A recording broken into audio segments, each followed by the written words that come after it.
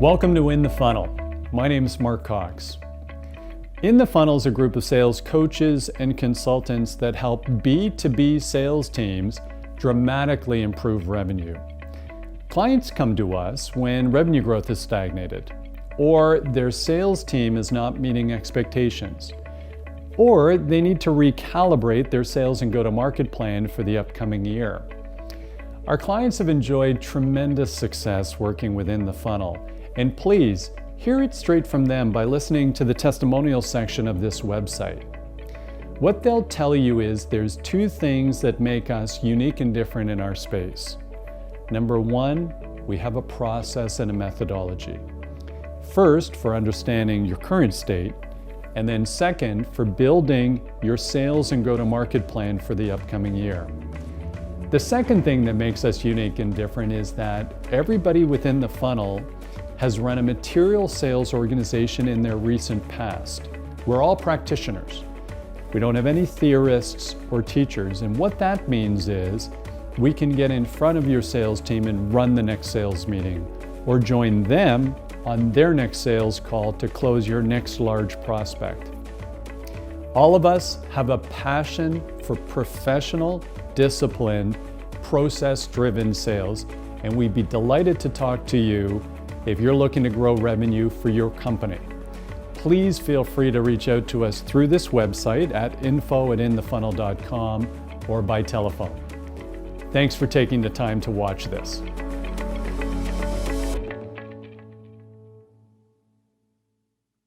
Command and control tends to operate more on the premise of motivation. And that's external, it's extrinsic, and it's heavy carrot and stick. There's nothing inherently wrong with it. That's just limited. And you got to keep providing more carrots or more sticks to make sure you provide more stimuli to motivate people, to move people. By contrast, trust and inspire operates on the premise of inspiration. That's internal, it's intrinsic, it's inside of people. You light the fire within. And that fire, when lit, can burn on for months, if not years, without the need for constant external stimuli. So it can move you to a whole new level that's inside of people, and you tap into it. Inspire comes from the Latin term inspirare, which means to breathe life into. So as a trust and inspire leader, you're breathing life into relationships, into teams, into cultures, whereas command and control often can suck the life out of. So these are some of the contrasts, and I don't try to present it as, good and bad, that all command and control is bad, but no, manage things, lead people, be efficient with things, be effective with people. And so trust and inspire is just a far better way of leading as opposed to managing in our world today. And as sales leaders and as CEOs and the like, this is a better way to operate in this new world. It's going to get more out of our people. It will help us attract and retain the best people and bring out the best in people and help us be able to collaborate better, innovate better, so we can stay relevant in this changing, disruptive world. Hey team, we've just got a great show for you today. We've got Stephen M.R. Covey on the show today, and he's the co-founder of CoveyLink and the FranklinCovey Global Trust Practice.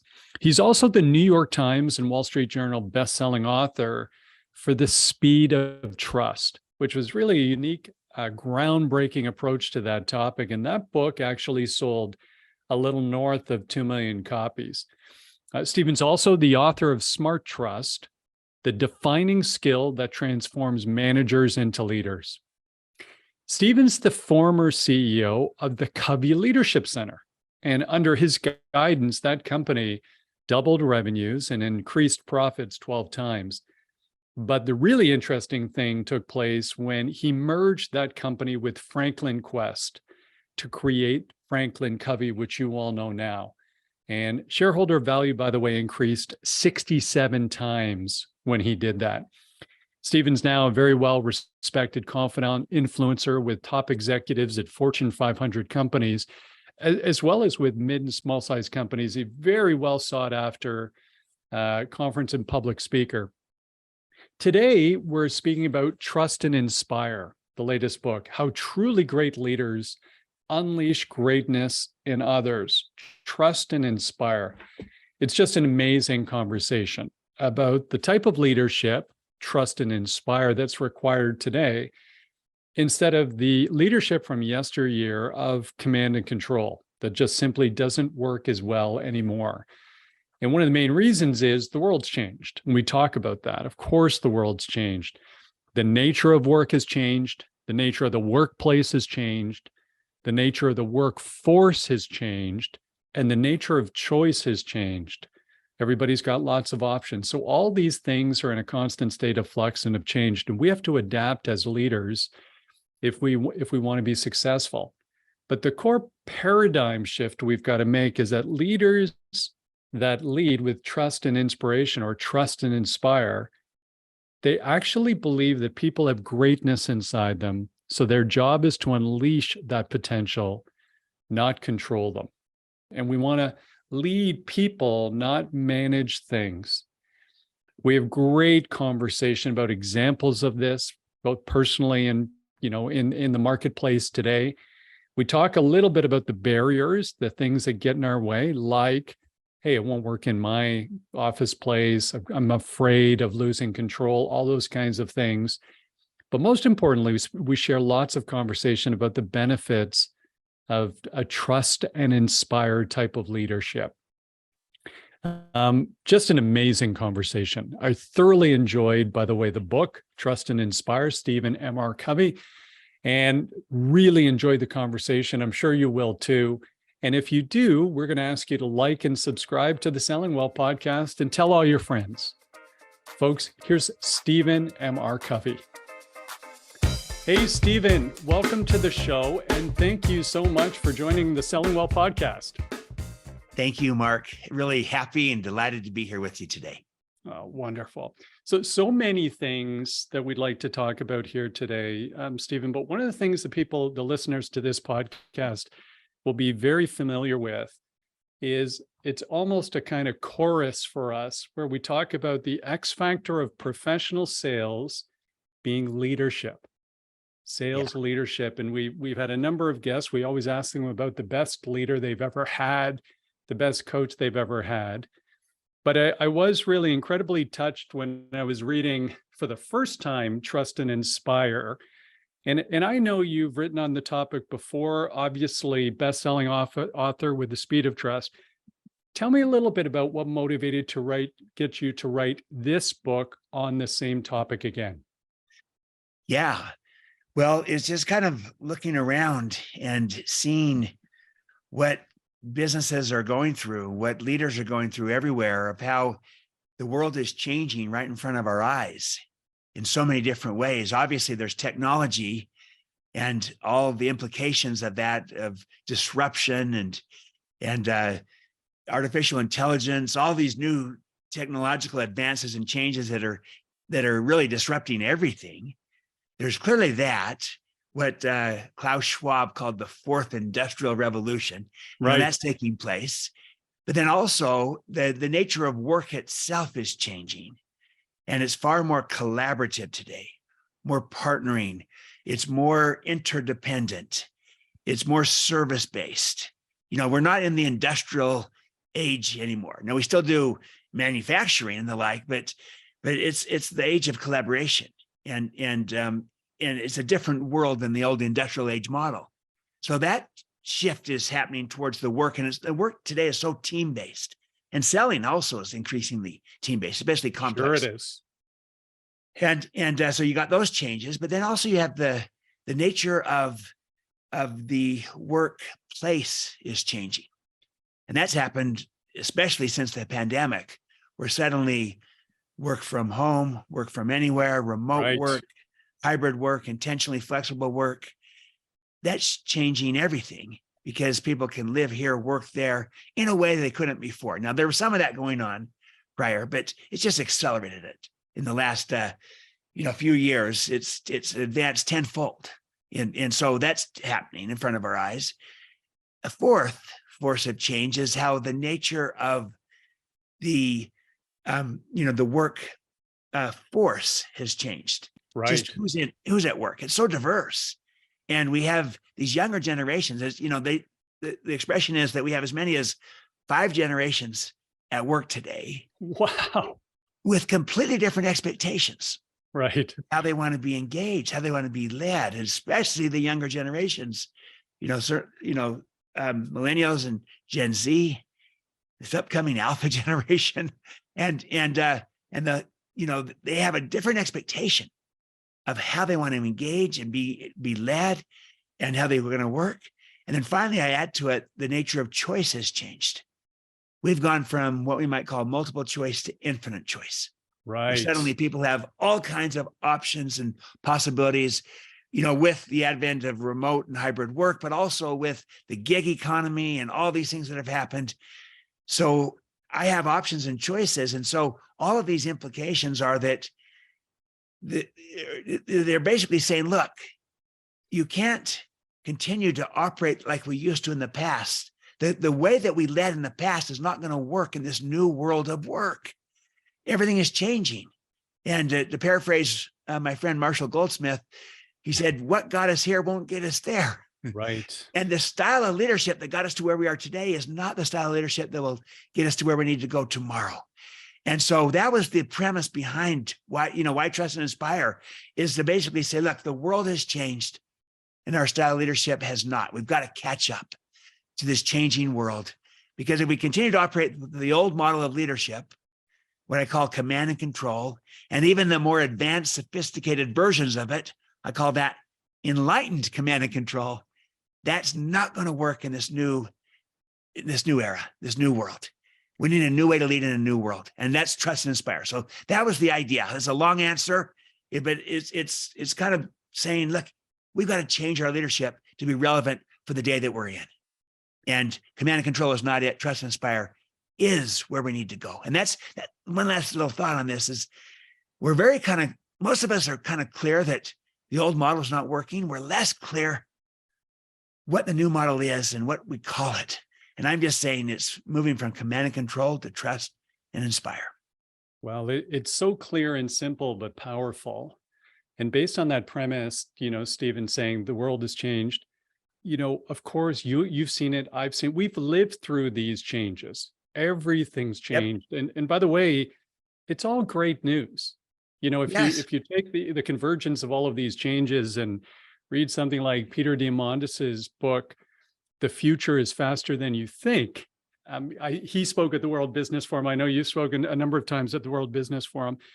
This convergence of technology, so big data and quantum computing, there's fantastic implications for us, from a longevity perspective and for all of these other great things. So this pace of change is not all negative. It's actually super exciting. But of course, everything changes and we have to adapt. And as you so clearly point out in the book, some of the command and control style of leadership that may have worked 100 years ago or may have worked in the early days of, military, it just doesn't work anymore. It's not as effective. But we still go back to, I think there's a great quote in the book that something about success and failure, and the more failure, the more you go back to the same old routines. Yep. And that's very true of professional selling, by the way. You keep doing the things that don't work, you just do more of them. And so we've got to come up with a different way of leading moving forward. And so let's talk a little bit about that trust and inspire form of leadership moving forward. What is the difference? What do we get? How do we elevate the performance of people through this trust and inspire type of approach? And one of the things that struck me so much was, you said the fundamental belief of that trust and inspire leader is that we all believe the trust and inspire leader believes that people have greatness inside them, so that your job as a leader is really to unleash that potential. And I just love right at the beginning of the book, we talk about Death Valley, and nothing's grown there for, eons. And for some reason in 2005, they got like 6 inches of rain. And for the first time ever, beautiful flowers grew where they'd never grown before. The potential was always there. but let's talk about that trust and inspire leader. First of all, let's try and define a little bit more about what it is.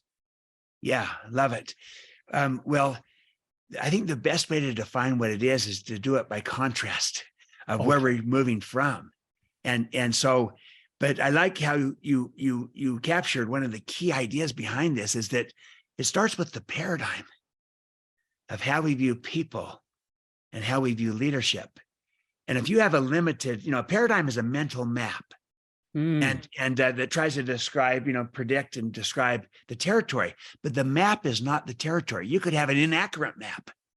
And right. in a sense, I believe that the command and control is a more inaccurate map of that says, look, some people have greatness inside of them, the high potentials, but most people don't. You got to kind of contain them, control them. Right. Whereas or trust and inspire, by contrast, is saying, look, all people have greatness inside of them.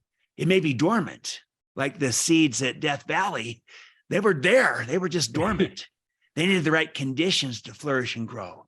And Right. so suddenly, if you believe that there's greatness inside of people, then your job as a leader becomes to try to see that greatness, to communicate it so they come to see it, others do, to develop it, and then even to unleash it. And then you see yourself as, I'm a gardener, not a Mm, mechanic.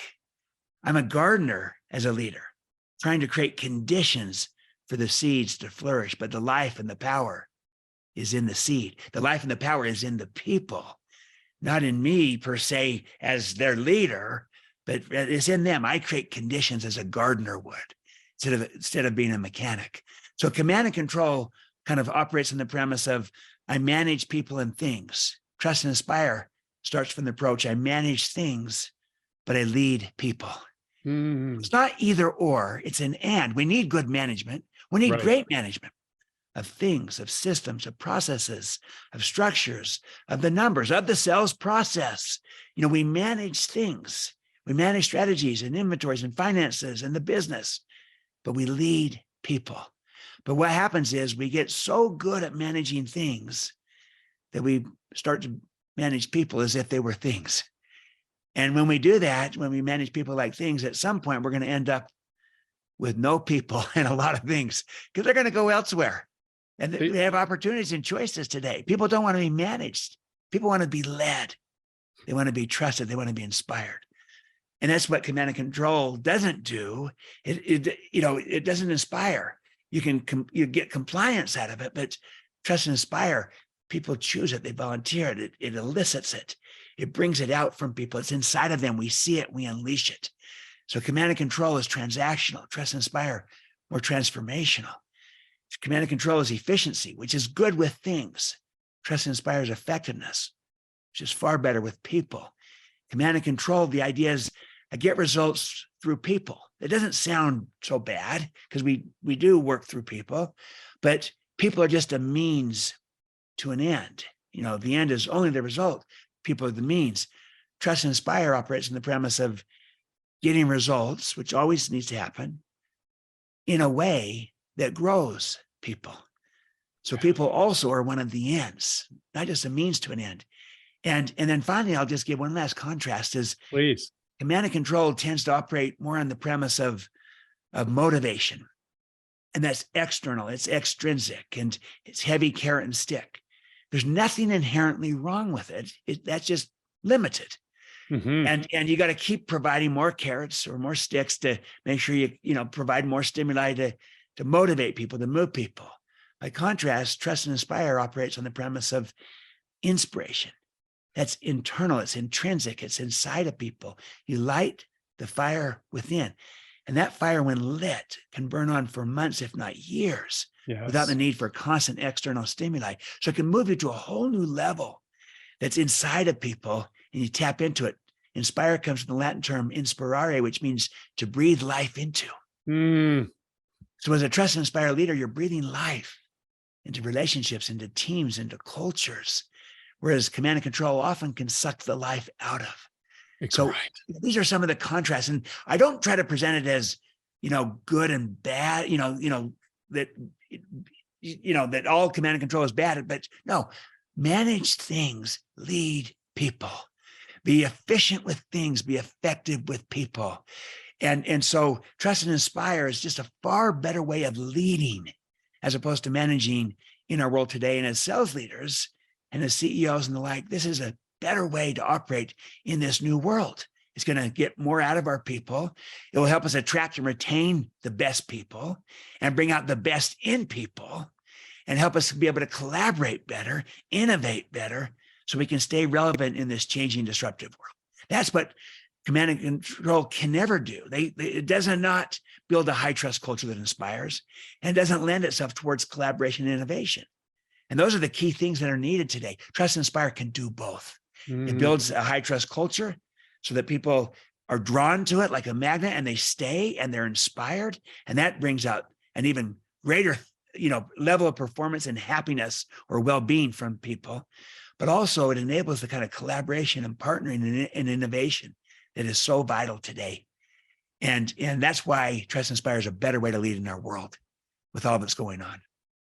Well, as you aptly point out in the book, and you asked us to think of that time where we've received trust from a leader, a great teacher, a great parent, a friend, something over time. When you talk about that fire that gets lit and it just changes everything, it's just such a spectacular example of where you're going to grow personally and professionally. When you have that trust, you protect that trust somebody's given to you. That's the most valuable currency, is their trust in you.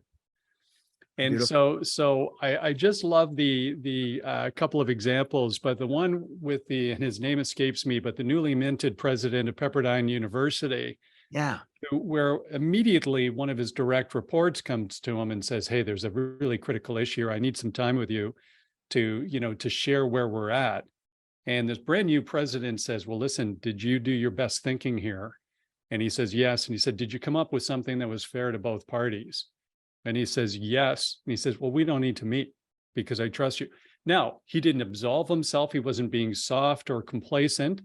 So he asked those questions to check. But as soon as that person came back saying, "I trust you," can you imagine the wind it would put in that individual's sails, particularly in academic world, where maybe there's not always as much trust and inspiration. Just a great example, and we've all felt it. And Stephen, I'd suggest, and I'm sure you know lots more about this than me, but certainly in my experience, when I've had that capability to try and lead with trust and inspiration, and I've seen somebody absorb the trust and grow professionally, it makes my job as a leader 100 times better. That's why I want that's why I want to lead. Command and control is not a lot of fun in terms of execution or leadership. See, absolutely. And I think that to our listeners and viewers, you've also probably seen and experienced the same thing. Command and control is exhausting. It is. And no fun. Trust and inspire is energizing. It's fun. It's pleasant. It's exciting. And it taps into that creativity and innovation. I listened to one of your the Selling Well podcast you did with Roger Martin. He talked about the three things, people want to be happy, but they want to feel like they have an identity, that they're valued as part of a community, and that they value the community and that others value the community. There's there's an identity, they belong to it, and that brings to happiness. It's a similar thing with if you have a relationship where you as a leader believe in your people, see the potential and the greatness in them, and you're trying to unleash it and develop it, and they believe that you see them that way, they experience you that way, everyone is happier. And it both brings out the best in people, and there's overwhelming data of how people who are inspired, perform better than even fully engaged employees. There's another level beyond engagement. Inspiration. A study from Bain shows that inspired employees are even 56% more productive than engaged employees. Wow. And we've been focused on engagement for years, and there's something beyond it. So they're more productive, but you're highlighting something as well. They're happier. There's greater energy, greater joy, greater well-being. And there's kind of a reset right now that we're having in society that this matters. And the well-being is not only for the employee that you're leading as a leader, it's for you as the leader. Your well-being, your energy, your joy also goes up. That's the value and the power of trust and of inspiration. And so as great as the quantitative benefits are to a trust and inspire coach approach to leadership, which includes things like, greater productivity, greater performance, Innovation. 6 times more innovative in a high trust culture. And I could go into profitability and growth, which matters to all of us as sales leaders and CEOs and the like. All those things. The quantitative performance is huge. It's off the charts. It's basically a 3 times multiplier in most scenarios. As great as that is, I still believe that the even greater benefit is the qualitative of what it does to energy, to joy, to well-being, to happiness. And the quantitative is required to kind of get in the game, but the qualitative improves quality of life and well-being and elevates society. And that's exciting too. And so that's what Trust and Inspire does that command and control can never achieve. You can achieve some efficiency, but you'll never move to these levels of both collaboration, innovation, and performance, but also of energy, joy, happiness, of well-being. It's just different in kind. So that's the opportunity in front of us. And by the way, I'll just add as an aside, the story you told about the Pepperdine president is Jim Gash, extraordinary person. But he told that story. He was only a week on his job, and I did a session with him and his team on trust and the power of this as a starting point. And he told the story in front of that direct report that had come to him. And this was in the cabinet meeting. So I talked to in front of everyone, I asked the direct report, hey, what did that do to you? When Jim said, look, we can meet at a later date when it's convenient for both of us. Because the whole idea was he wasn't against meeting with them. It's just that everyone was busy right then. It was the first week.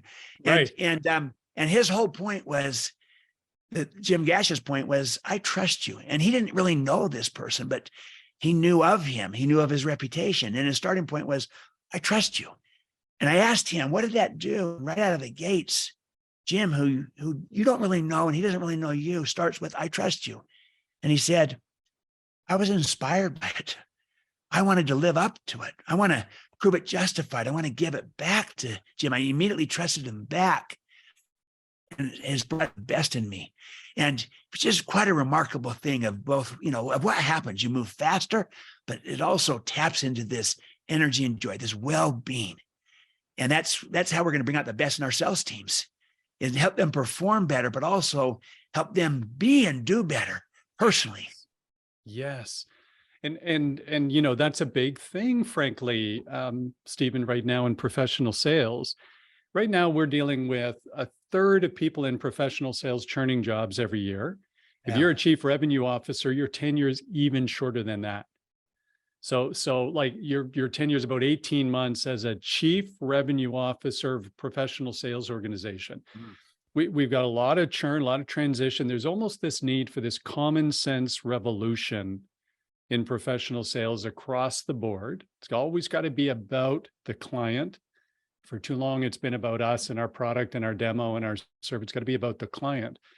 But the trust and inspire model is where we make that same leap internally and make it about the individual. It's not about me as the leader and my objective and my outcome and my KPI. Those things will be natural outcomes from trusting and inspiring the team. And I will say again, at a very small sample size, as a company, we get brought in oftentimes to underperforming sales organizations where we're taking a look at things to figure out how to elevate performance. The breath of fresh air to some people on those teams where we come in and take a look, and they need someone to get a clean set of eyes to them as an individual without all the history, because there's always context for that.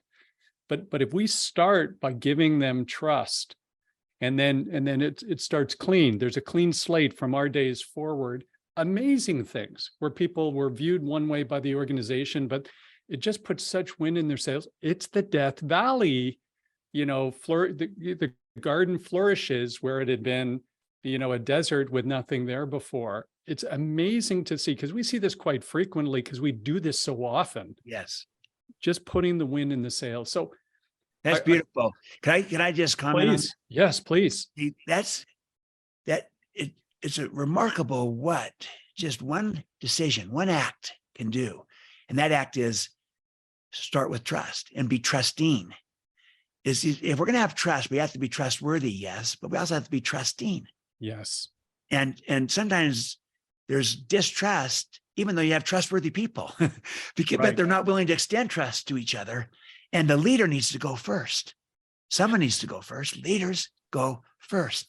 And the very act of extending that trust immediately, which is your point, begins to change everything of how people interpret things and how they respond and reciprocate and return the trust, how it opens things up to become more transparent. I call it the first truster advantage. The first mover advantage, first truster advantage. You lead out, you change everything. So I'll just tell you a story I had just a month ago. I was in Metzingen, Germany, and met with the CEO of Hugo Boss. Oh, lovely. And with the Hugo Boss team there, and big fashion retailer and a global big brand, great organization, and his name is Daniel Grieder, the CEO, and his very first act, and he comes in, he's brand new to the organization, and he's only been there about 2 years at the time. He come and 2 years when I met with him, but when he came right in, he said to the team effectively this. He said, "Look, we can spend the next year getting to know each other, deciding whether we can trust each other, and we'll spend the year and we'll waste it. Or we can start from day one with trust, and we can move a lot faster on this plan that we're putting together." And he goes, "So let me just tell you something. I trust you, and I'm asking you to trust me back. But my starting point is I start with trust. I trust you." And this is not necessarily naturally cultural in that, environment, where people tend to be more suspicious, but he led out with trust. It changed everything from day one, but they've accelerated the growth path, and they're 2 years ahead of plan with what they're doing and in terms of revenue growth and everything else that they're doing to build this brand. But they have accelerated this. They're operating at the speed of trust, and nothing is as fast as the speed of trust. And it inspires people, and it brings out the best in them. They rise to the occasion, they perform better, and they reciprocate and return the trust. So it becomes this virtuous upward spiral. Now, it's not a blind trust. There's still expectations. There's still accountability. Right. It's just such a better starting point of what it does to people, how they see themselves, how they see you as a leader, and how they respond to it. And it can start with one act, the decision to trust and to extend that trust. So we need to talk about that, Steve. First, just when you're working with the CEO of Hugo Boss moving forward, please let them know I'm available if they need a 56-year-old bald model moving forward. I think that's another trend taking place, and we love their clothing. So you let them know. I'd be happy to connect in with them.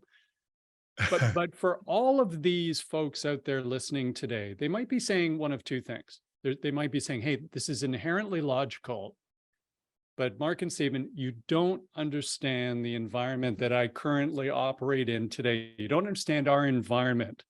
So in a perfect world, or if you get to start new, we see this working. And I do love the examples in the book, because you call out one of the largest, most significant ever with Satya Nadella at Microsoft, where people don't remember when he took over at Microsoft, it was that they were not doing well. It was a terrible culture, very much an infighting, competitive culture, divisions fighting against each other. And he started that leadership with trust. Absolutely. It's Microsoft was always a big name, big brand. And so they had a lot of things still very strong, of course, but the culture was not what it was. They were losing talent, and they would become internally competitive, like you mentioned. And they also were not innovating at the time. They'd kind of lost their edge in innovation. But he comes in and he modeled a completely different kind of leadership. He modeled in that he went first. He modeled humility and courage and empathy and authenticity and vulnerability. He went first. He trusted. They moved to an idea of not managing, but coaching, with the idea that there's greatness in people, that they had a growth mindset for everyone, not just for the few, but for everyone to have a growth mindset. So you start with that and you move to a coach, and then he inspired, both by caring. You can inspire people through a sense of caring and belonging, and everyone can learn to do that. But you also can inspire people by connecting to purpose and to meaning and the contribution. Yes. And they did both. So he modeled, he trusted, he inspired. And those are what I call the three stewardships of a trust inspired leader. And he went first. Now, look, he was the CEO. And so you might say, well, he was the CEO, but in the climate and environment, he still was breaking, new ground, new territory here with a completely different style of leadership. And long story short is that today they're winning in the workplace, with a culture that, again, is attracting people. They're winning in the marketplace. They have reinvented themselves. They've innovated. They're a cloud powerhouse. And they've been one of only 2 companies in the world valued at $2 trillion. So they've unleashed the greatness of their company by first unleashing the greatness of their people. Now, they're not perfect. No one is. But the point is, they're being led in a trust and inspire leadership approach with Satya Nadella. I would add also Kathleen Hogan. She's Satya's right-hand person. It's been his partner in this thing, the chief human resource officer and chief people officer, that they really kind of they've unleashed this potential inside of people in a profound way. And so we do identify in this Trust Inspire book kind of the barriers that get in place, that get in the way of becoming a Trust Inspire leader, including what you just identified. This won't work here. This might work elsewhere, but it's not going to work here or in our culture, in our industry. Or how about this? With my boss, like you might be a sales leader. Exactly. I like this Trust Inspire approach, but I got a command and control boss. Right. And so we're saying that we understand, but the way that we help bring this about is first model, then mentor. So you become a model of Trust Inspire. Maybe your boss is not, but maybe you can be.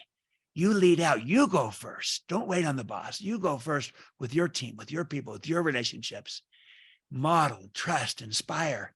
So you're getting results in a way that grows people. You're getting results in a way that builds the team and the culture, builds trust.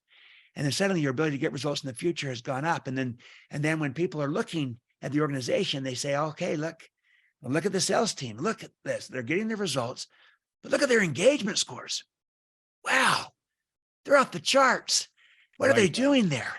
And then you're starting to get recognized of there's a better way to lead, where you can both perform and grow the people and build the trust. And through leadership style. And then you become a model who then can become a mentor to others, and you ripple this out. And so that's a simple but not easy approach to how this is done. It's inside out, wherever you stand. And you can re-script yourself, because a lot of people it might have been that, hey, command and control is what I know. It's what I'm good at. Right. And I've gotten where I'm at in my career through it. But again, what you here won't get you there with your leadership. And so you can re-script. We are not our style. We can change our style. We can re-script. We are not programs. We're programmers.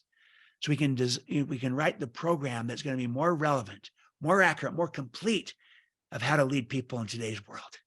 And it's got to start with that paradigm, though, of viewing people, of having greatness inside of them and being whole people, Yes. So they want to be inspired, a body, heart, mind, spirit, but also viewing leadership as stewardship, as not position, but influence, as not rights, but responsibilities. Privilege. I have responsibilities to lead in this way. I have a stewardship for the people who I lead. And my stewardship implies that I then model to them the behavior I'd like to see from them. I model it. I trust them. So I bring out the best in them and give them opportunities. And I inspire by connecting with people through that sense of caring and belonging, but Oh, also great. connecting people to purpose, to meaning, the contribution.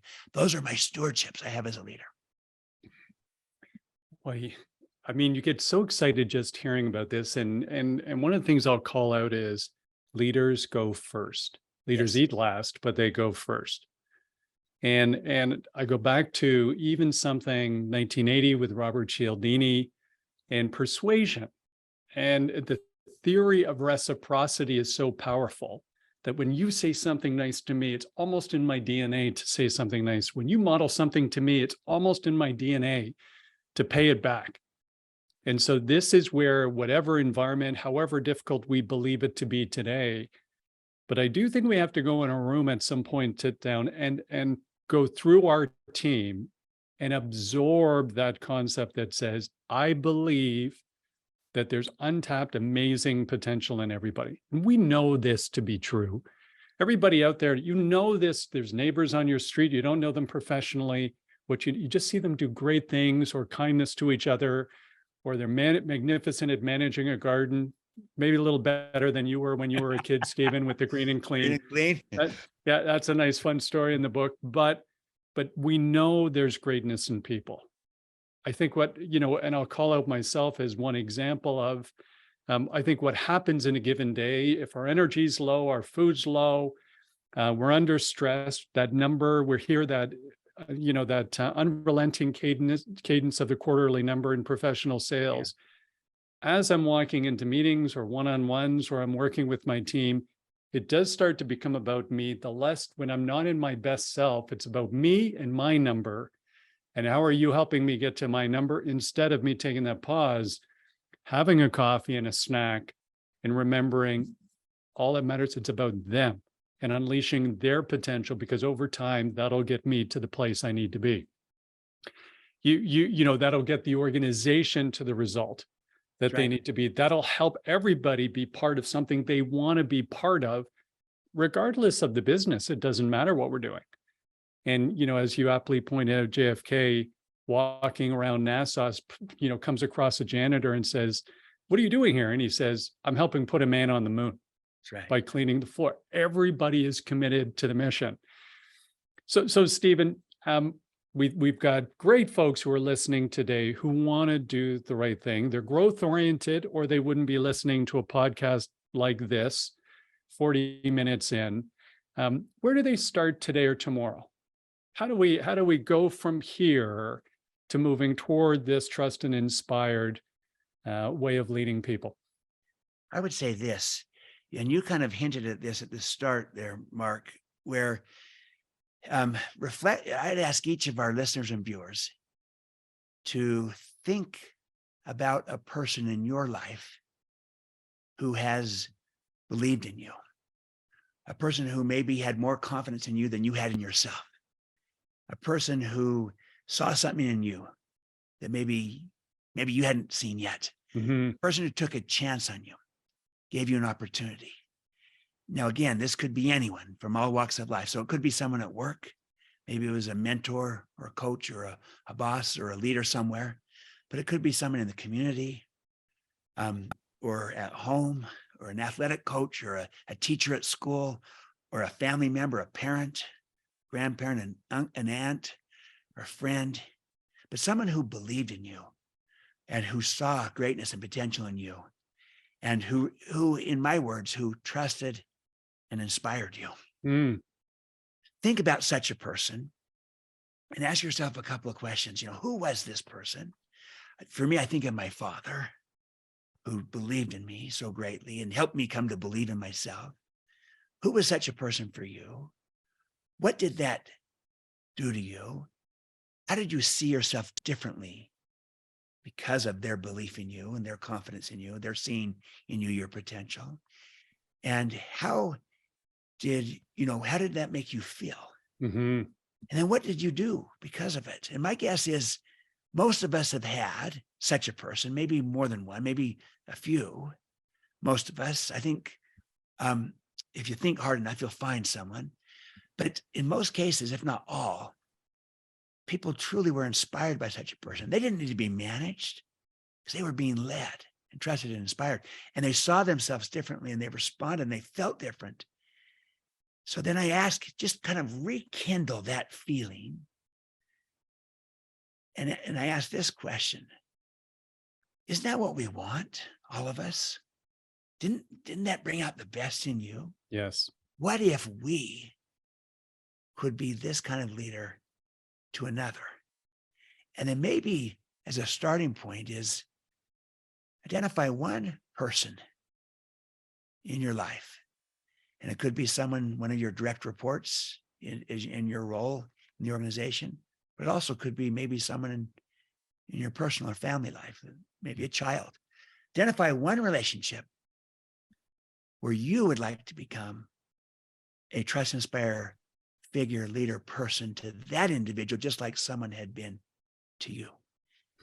And my point is, if you can do it with one, you can do it with another, and then another and another. So a great starting point, just start with one relationship and you become to that person the kind of leader that someone has been to you.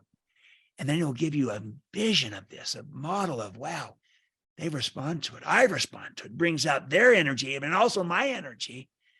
This is a better way to lead. And you'll see that they perform better and they rise to the occasion and they respond. And then you might say, this is a vision for the kind of leadership that's needed today. It's not just a soft, warm and fuzzy, nice feeling, but no, I'm getting better results.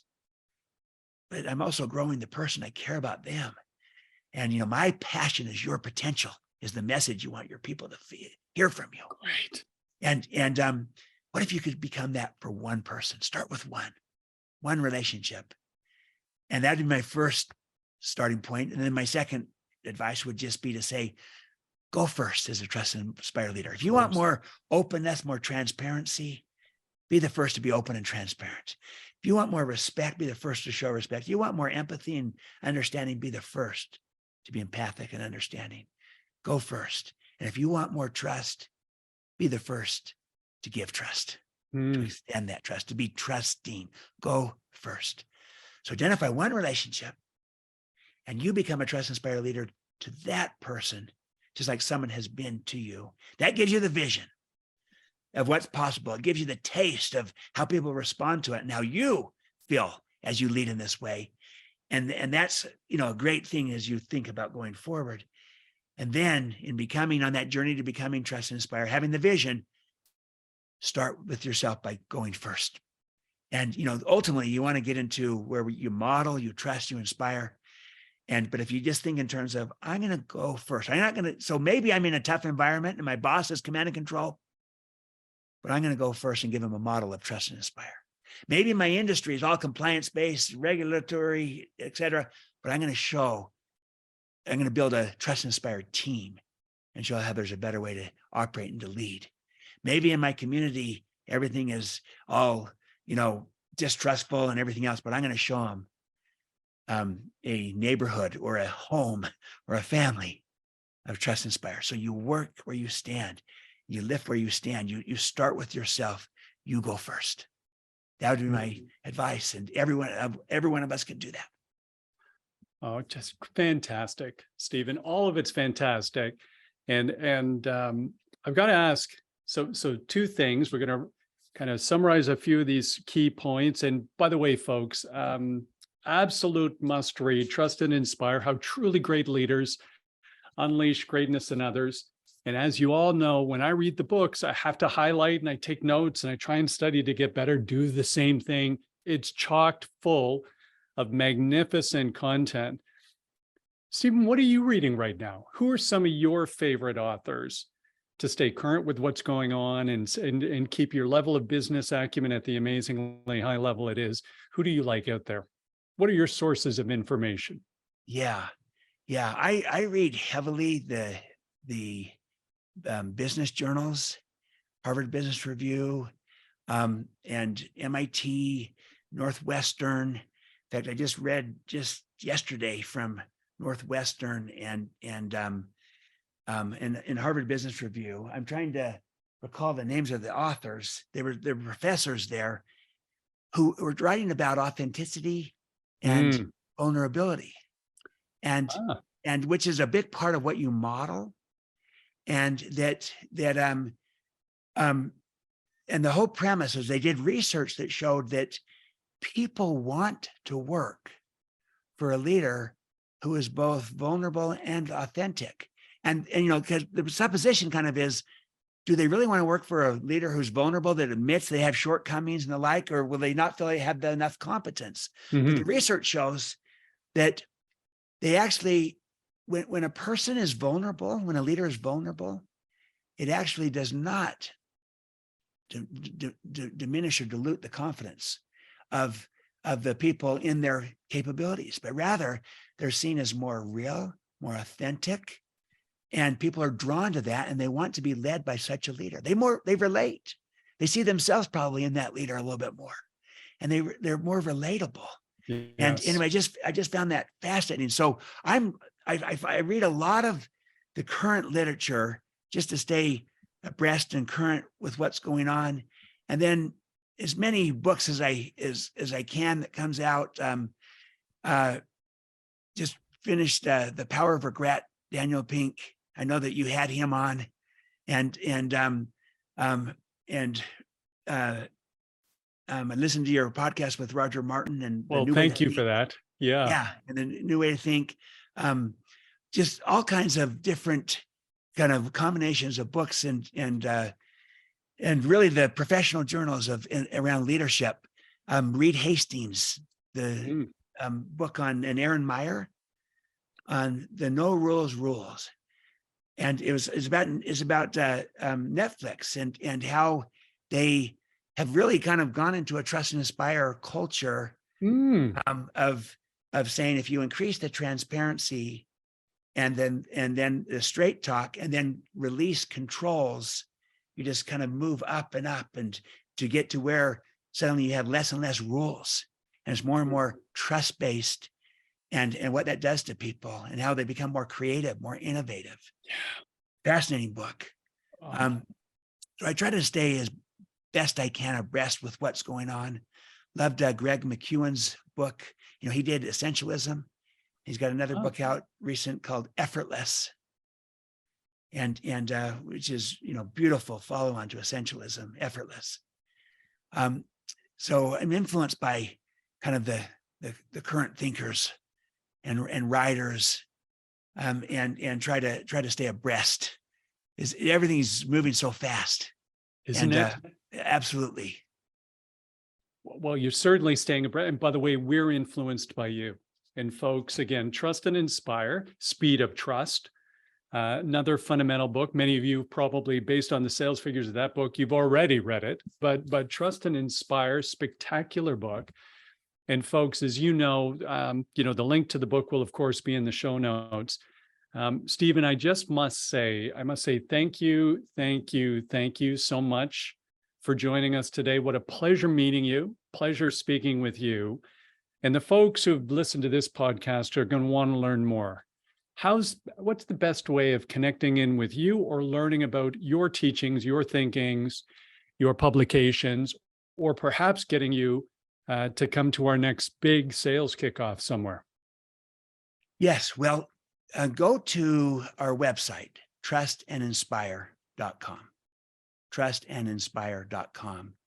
And then you can learn more about this work, our approach, me, and how to access me and the like. I love speaking at sales conferences because I come out of sales.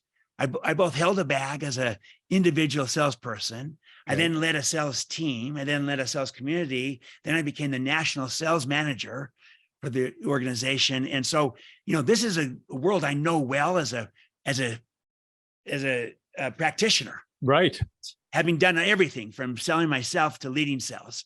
And then obviously as a CEO as well, in building the organization and being responsible for sales and everything else. And so I come at it from a practical basis. And I love that, but I love presenting in those environments. But if you go to, I'd just say trustandinspire.com would be the best way. Of course, I'm on LinkedIn. You can follow me there. Twitter, Instagram, the social media. So you can follow me, but you can direct message me. You could just get in touch with me, and we'll see if we can make something happen. And I'd love to do it because I love sales environments as much as anything. And I really believe that everything is based upon trust in sales. Sales is really trust monetized. And repeat business based upon trust, referral business that's the speed of trust in action. And I think reputation business is trust and inspire in action. So this is really, so vital, the kind of leadership that's needed today.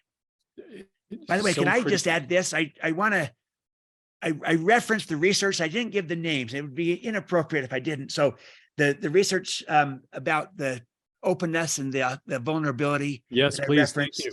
This is the Harvard Business Review article, research, why leaders should be open about their flaws.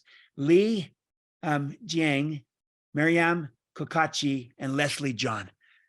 Oh, and thank you, Stephen. I just didn't want to quote people without giving them attribution. And so anyways, great insight. And that's a big thing I highlighted in this Trust Inspired book, how modeling that today to model authenticity and vulnerability. That is a great, that's what people want from their leaders. They don't want the leader that's trying to show that they're perfect. They want an authentic, real, vulnerable leader, because then they relate to them and they trust them more and they feel inspired by them and want to work with them. So it's a better way to lead. And they're still great. And they're still great. They're still great. We don't need a veneer of trying to be perfect anymore. We can't. And I certainly lived that life in my 20s of the veneer of trying to be perfect. Everybody knew better. It was still okay. You can be very highly competent and capable and be you. You're great. Whoever you are listening today, you've got that inherent, you are this amazing potential.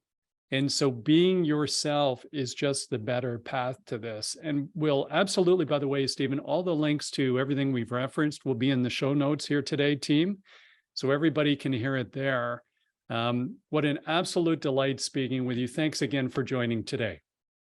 Thanks so much, Mark. Really admire you and the great work you're doing with the Selling Well podcast and your other professional work in selling. You're elevating the entire profession and therefore all of us in society. So well done, and keep at this. I believe in what you're doing and I believe it's a difference maker for our world.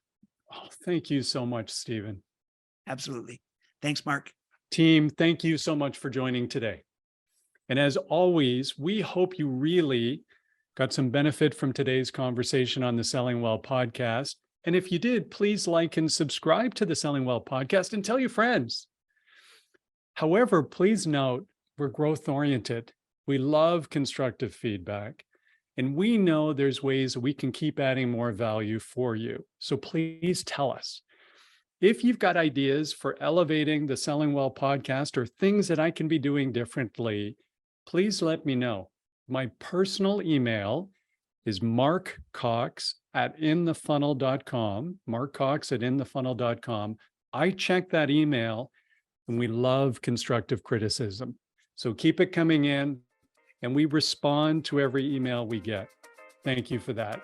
We'll see everybody next time on the Selling Well podcast.